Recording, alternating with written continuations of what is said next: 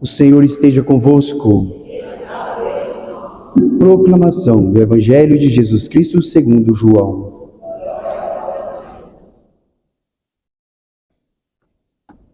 Naquele tempo disse Jesus: Eu sou o bom pastor.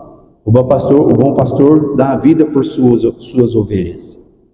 O mercenário, que não é pastor e não é dono das ovelhas, vê o lobo chegar, abandona as ovelhas e foge. E o lobo as ataca e dispersa, pois ele é apenas um mercenário e não se importa com as ovelhas. Eu sou o bom pastor. Conheço as minhas ovelhas e elas me conhecem. Assim como o Pai me conhece e eu conheço o Pai, eu dou minha vida pelas ovelhas. Tem ainda outras ovelhas que não são deste redil. Também a elas devo conduzir. Escutarão a minha voz e haverá um só rebanho e um só pastor. É por isso que o Pai me ama, porque dou a minha vida para depois recebê-la novamente.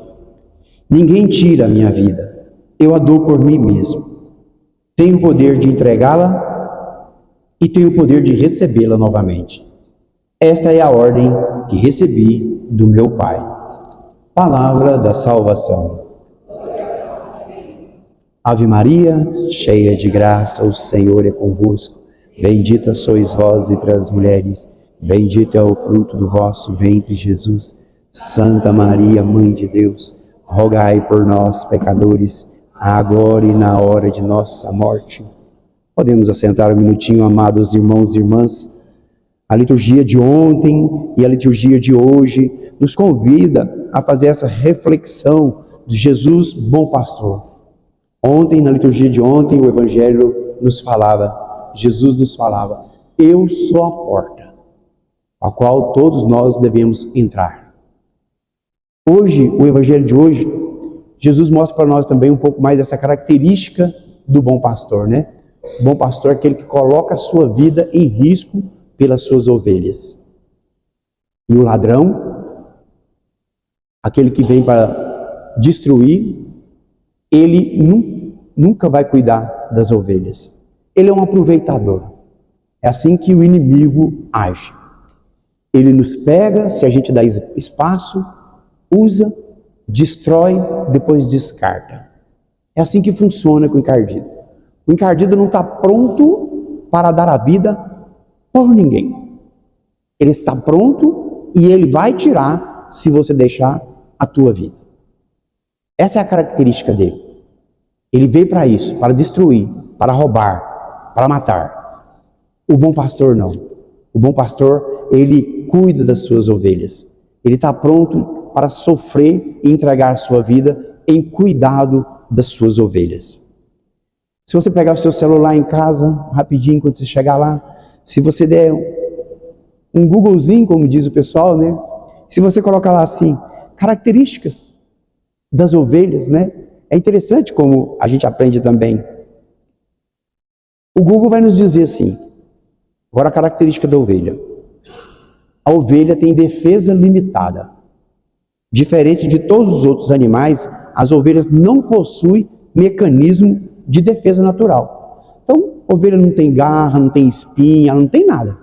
Ela não tem nada com que ela possa ela mesma se defender. Isso faz com que ela seja totalmente dependente do pastor.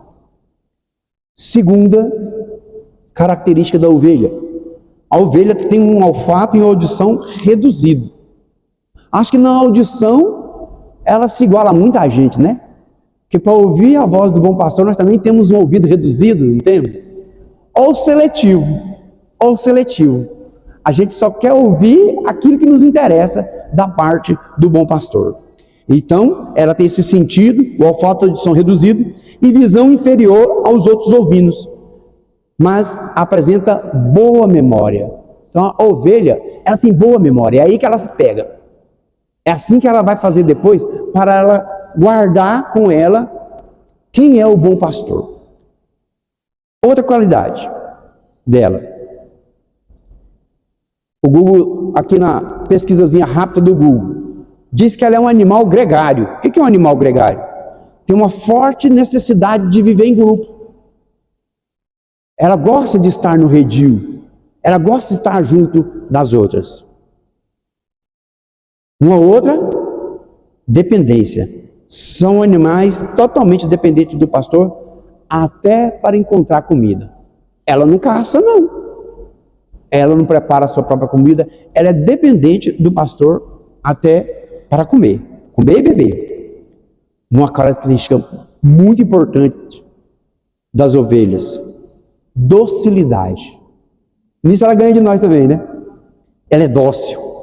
Geralmente, tranquilas e dóceis são as ovelhas.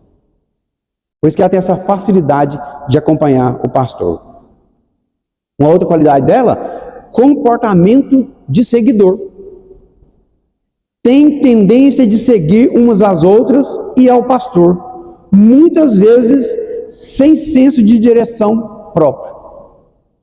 Então, como ela não tem um senso de direção própria, o que ela faz? Ela segue, primeiro, com esse sentimento de pertença que ela tem, um animal gregário que gosta de estar em comunidade, ela segue aquelas pessoas, aquelas ovelhas que ela sente confiança, mas principalmente o bom pastor. Ela segue ele, ela vai estar pertinho dele. Por que eu estou partilhando essas realidades das ovelhas?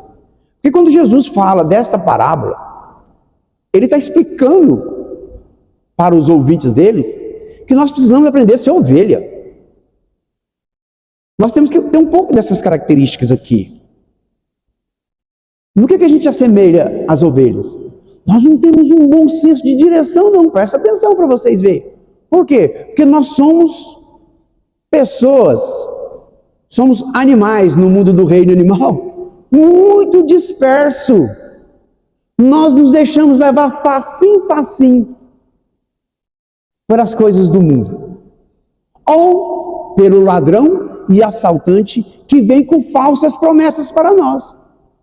Então, se nós nos assemelhamos a essa dispersão e essa falta de senso, nós precisamos fazer como essas ovelhas. Nós temos que aprender a olhar o nosso pastor olho no olho e segui-lo. Segui-lo. Ela não é rebelde, igual nós muitas vezes. Porque nós muitas vezes não temos o senso de direção, a gente não sabe direito o que Deus quer, mas a gente insiste em fazer as coisas sem perguntar para Deus. Ela não, a ovelha vai seguir o Senhor.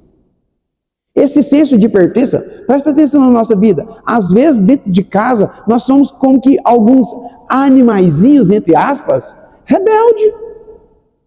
Não é capaz de se agregar nem a irmão, nem a irmã, nem com o pai, nem com a mãe. Tem um mundinho particular lá na sua casa, porque ele não é próximo dos outros.